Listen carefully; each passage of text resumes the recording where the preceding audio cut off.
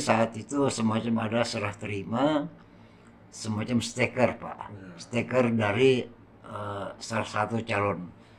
Bagaimana pendapat dari dinas di PMK yang membidangi itu sebagai pengawas petinggi Pak dalam hal itu? Untuk hak kewajiban serta larangan daripada petinggi ini, sebelum pilkada bahkan pada saat pemilihan legislatif kita dari dinas sudah mengeluarkan surat edaran terkait tentang larangan-larangan yang tidak boleh dilakukan oleh kepala desa ataupun petinggi. Dan saat itu kita sudah berkoordinasi juga dengan Badan Pengawas Pemilu, Bawaslu, sehingga apabila memang ada petinggi yang teridentifikasi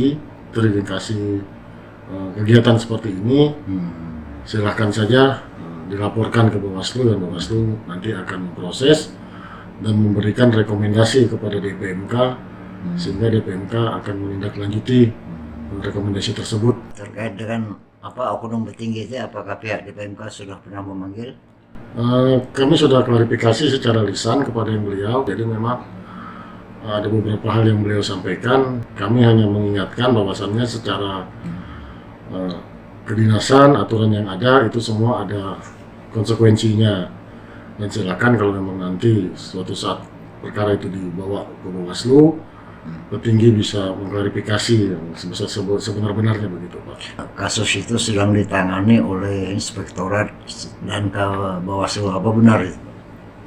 Kalau terkait tentang itu, kemarin kita ada dihubungi oleh Pak Inspektur bahwasannya beliau memang menangani kasus itu sendiri Pak. Artinya beliau berkoordinasi dengan Bawaslu untuk hal tersebut.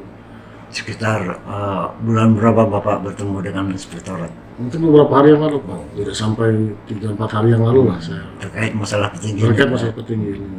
Nah, kalau untuk camat, karena memang posisi camat ini kan dia pembinaan yang lebih detail, artinya di bawah kami, dan tentu saja camat maupun DPMK ini kan menunggu rekomendasi daripada instansi yang menangani hal ini.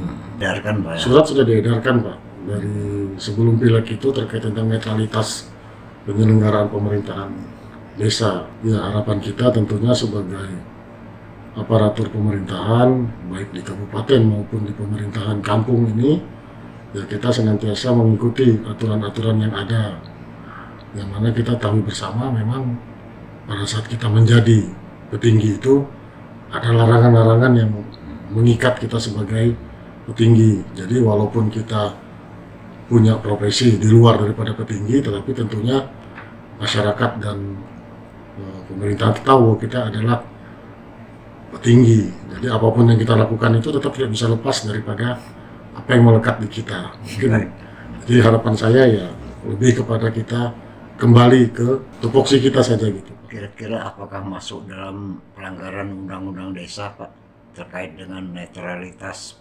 petinggi atau kepala desa itu? Apakah ada sanksi atau bagaimana Bapak melihat kasus foto yang beredar menerima stiker di sekretariat tim sukses? Kalau untuk sanksi itu kan sudah jelas ada Pak di dalam Undang-Undang Desa nomor 3 tahun 2014 yang juga sudah dirubah menjadi Undang-Undang nomor 6 2024, itu sudah jelas dan dia ada kriteria berat, sedang, dan ringan. Nah, tetapi untuk kita bisa menentukan hukuman tersebut tentunya kita perlu advis dari Bawaslu. Jadi untuk hal yang ini saya belum bisa menentukan bagaimana apakah ini pelanggarannya ini, apakah dia berat, sedang, atau ringan, atau bahkan bukan pelanggaran.